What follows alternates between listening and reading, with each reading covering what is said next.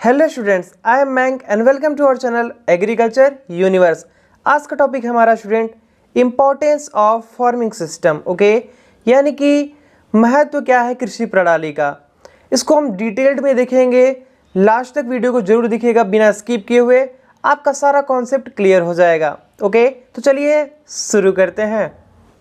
Importance of farming system. Okay student, यहाँ पर पढ़ेंगे हम कृषि प्रणाली का महत्व। ओके, चलिए देखते हैं।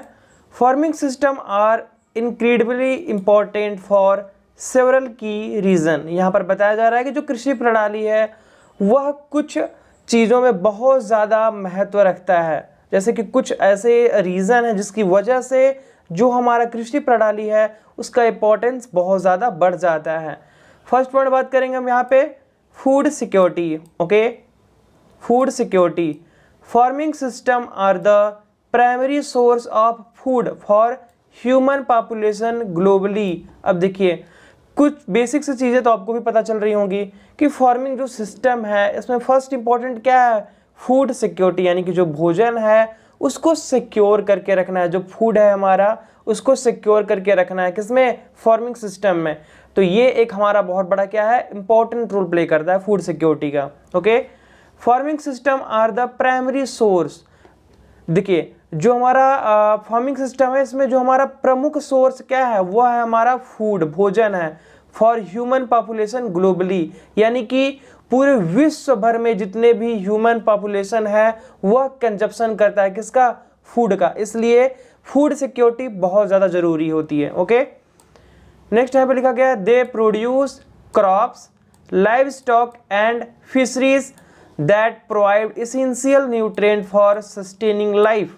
यहाँ पर बताया जा रहा है कि ये प्रोड्यूस करते हैं फसल को, लाइव स्टॉक को, पशुपालन को, और जो आपका मछली पालन हो गया, फिशर्स हो गया, that provide essential nutrient for sustaining life, जो कि प्रोवाइड करते हैं जो जरूरी पोषक तत्व हैं हमारे जो जीवन को हमारा जो जीवन है उसको सस्टेन करने के लिए, कंटिन्यू सस्टेनिंग लाइफ बनाने के लिए यह फूड सिक्योरिटी बहुत ज़्यादा ज़रूरी है, ताकि जो हमारा फसल है, पशुपालन है, और जो भी आपके मछली पालन हो गया, और जो भी एसेंशियल न्यूट्रिएंट है इसको सिक्योर करके रखे। ओके, तो ये हो गया हमारा फर्स्ट इंपॉर्टेंस, फूड सिक्योरिटी। चलिए देखते हैं next point.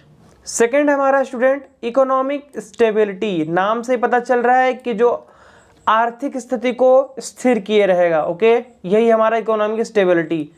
Agriculture is a significant contributor to national and global economies. Okay, यहाँ पर बताया जा रहा है कि जो हमारा कृषि है वह सिग्निफिकेंट कंट्रीब्यूटर है, यानी कि यह कंट्रीब्यूट करता है आपका नेशनल लेवल पे, यानी कि राष्ट्र लेवल पे, और आपका ग्लोबल इकोनॉमीज, यानी कि पूरे विश्व भर में जितनी भी इकोनॉमिक कंडीशन है उस पर भी क्या करता है, इकोनॉमिकली यह कंट्रीब्यूटर है। यानी किसका कंट्रीब्यूट करता है भाई, ऑफ कोर्स फूड का कंट्रीब्यूशन होगा। ओके, क्योंकि हम लोग इसको एग्रीकल्चर के अंदर पढ़ रहे हैं। तो एग्रीकल्चर क्या है, सिग्निफिकेंट कंट्रीब्यूटर है नेशनल लेवल पे एंड ग्लोबल लेवल पे भी। That's clear. चलिए देखते हैं next. Farming system create job. जो फार्मिंग सिस्टम है यह क्रिएट करता है जॉब, जो जॉब वगैरह जो नौकरियां हैं यह क्रिएट करता है, उत्पन्न करता है। सपोर्ट लिवलीहुड, और ये क्या करता है, सपोर्ट करता है आपका लिवलीहुड को, यानी कि जो गांव वर्गीय जीवन शैली है उनको भी यह सपोर्ट करता है, मदद करता है, ताकि जो ग्रामीण लेवल पे लोग रह रहे हैं उनको भी सपोर्ट मिले, उनको भी जॉब मिले, नौकरियां मिले। Okay, and contribute to trade and economic growth the production and sale of agricultural products. अब देखिए, यहाँ पर बताया जा रहा है कि एंड कंट्रीब्यूट टू ट्रेड, और व्यापार में भी जो व्यापार हो रहे हैं बड़े लेवल पे, स्मॉल लेवल पे, लार्ज लेवल पे, वहां पर भी खुद को कंट्रीब्यूट करता है, क्योंकि जो फूड है एक तरीके से आप कह सकते हैं ना, एक्सपोर्टिंग हो रहा है from one country to another. इसके बाद भी कुछ सेलर है जो हमारे स्टेट लेवल पे वर्क करते हैं, तो एक तरीके का ट्रेडिंग हो गया यहाँ पे ना, यहाँ पे व्यापार हो गया पूरा इस तरीके। तो ये भी हमारे इकोनॉमिक कंडीशन को क्या कर रहा है, सपोर्ट कर रहा है।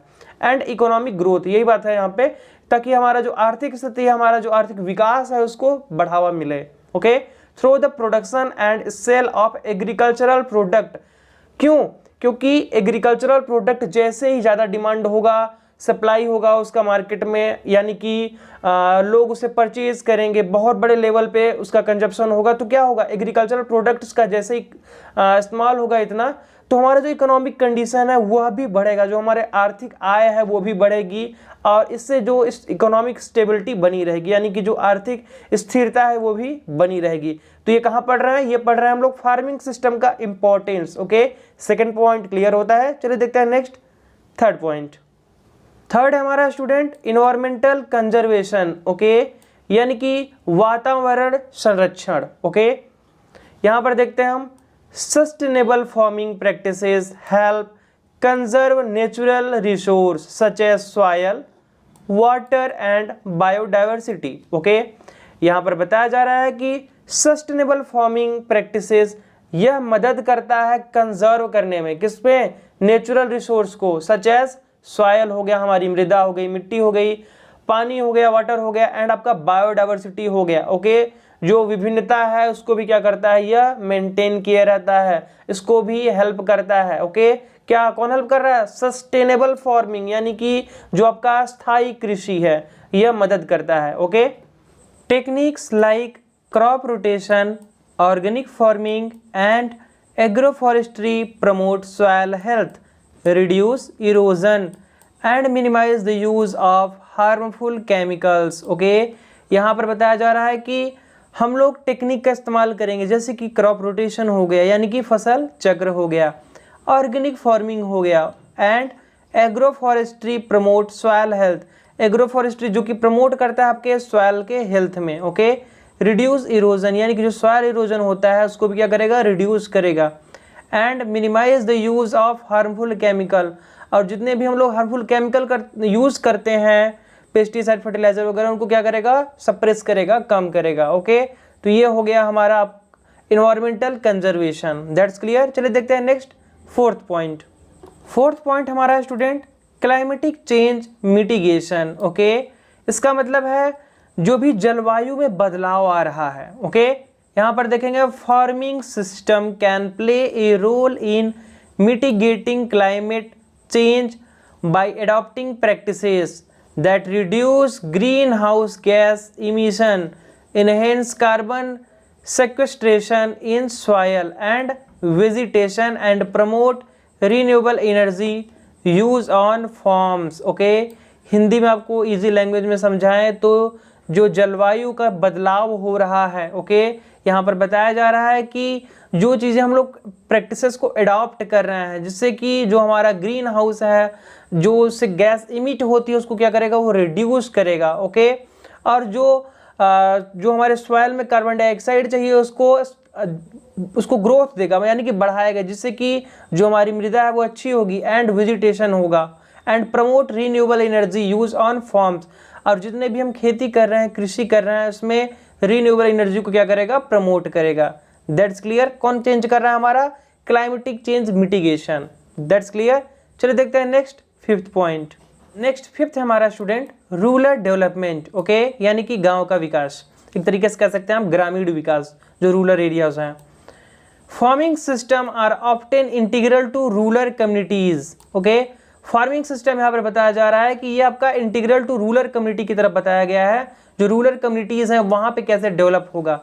प्रोवाइडिंग एम्प्लॉयमेंट अपॉर्चुनिटी, जिससे कि जो रोजगार का अवसर है वह प्राप्त होगा। Okay, and supporting local economies, जिससे कि जो लोकल इकोनॉमी है वहाँ पे जो लोग रहने वाले हैं, उसके आसपास के जो भी माहौल है उसको भी वृद्धि होगी उसकी, और जितने भी लोग होंगे उनको भी रोजगार मिलेगा। Okay, investing in agriculture can help reduce poverty. Okay, यहाँ पर बताया जा रहा है कि जितने भी लोग, जैसे कि कोई बड़ा है ट्रेडर है, तो वो क्या कर रहा है, इन्वेस्ट कर रहा है एग्रीकल्चर में, तो वहाँ से क्या होगा, ग्रामीण लेवल पे रिड्यूस होगी पॉवर्टी, यानी कि जो गरीबी है वह खत्म हो जाएगी धीरे धीरे करके। ओके, इम्प्रूव इंफ्रास्ट्रक्चर, और जो इंफ्रास्ट्रक्चर है उसमें भी सुधार होगा, and enhance overall living standard in rural areas, और जो रूरल एरिया में लोग रह रहे हैं उनके जो लिविंग स्टैंडर्ड है उसको भी सुधार होगा, उनमें भी सुधार आएगा। तो यही है हमारा मेन आपका fifth point, rural development. That's clear. चलिए देखते हैं next last point, sixth. Next sixth point हमारा स्टूडेंट कल्चरल हेरिटेज। ओके, यानी कि जो पारंपरिक विरासत मिली है। Farming practices and agricultural knowledge are often deeply rooted in cultural tradition and heritage. Okay, यहाँ पर बताया जा रहा है कि जो फार्मिंग प्रैक्टिसेस हो जो की जा रही हैं किसके जरिए, एग्रीकल्चर नॉलेज। अगर हमें किसी कृषि का ज्ञान है तभी तो हम फार्मिंग प्रैक्टिसेस करेंगे। ऐसा तो नहीं कि भाई हमें कोई जानकारी ही नहीं है बस हम चल दिए खेती करने, तो ऐसा नहीं है ना, जानकारी पहले रहेगी आपको। तो वो जानकारी आ कहाँ से रही है, ओके, वो आपकी आ रही है deeply rooted in cultural tradition, यानी कि जो पारंपरिक पहले ट्रेडिशन के टाइम में जो चली आती है, अभी तक चली आ रही है, जो एक विरासत दी गई है हमारे पूर्वजों के द्वारा, उसी को हमें फॉलो करना है। And heritage, okay, preserving and promoting sustainable farming system also help safeguard cultural identities and traditional knowledge system.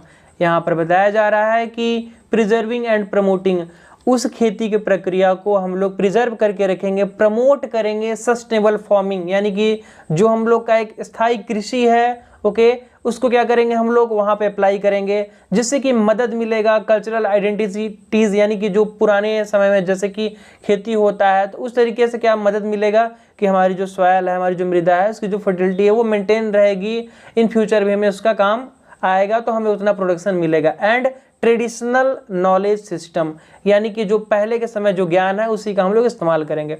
Cultural heritage में इजी लैंग्वेज में बताया तो यही बताया गया है कि जो फार्मिंग प्रैक्टिसेस करेंगे हम on the basis of cultural tradition, यानी कि जो पहले पारंपरिक तरीके से जो खेती की जाती है उसको हम लोग कंटिन्यू करेंगे, सस्टेनेबल एग्रीकल्चर को लाएंगे जिससे कि हमारा सॉइल की फर्टिलिटी भी रहेगी और उससे कुछ हार्म नहीं होगा, यानी कि जो हम लोग सिंथेटिक फर्टिलाइजर पेस्टिसाइड यूज करते हैं वो भी सब हमको यूज नहीं करना होगा, एक शुद्ध तरीके से हम लोग खेती कर पाएंगे यहाँ पे। That's clear. होप आपको सारा पॉइंट अच्छे से क्लियर हो गया होगा स्टूडेंट। फिर मिलते हैं नेक्स्ट वीडियो में नेक्स्ट लेक्चर के साथ, तब तक के लिए बाय बाय, टेक केयर।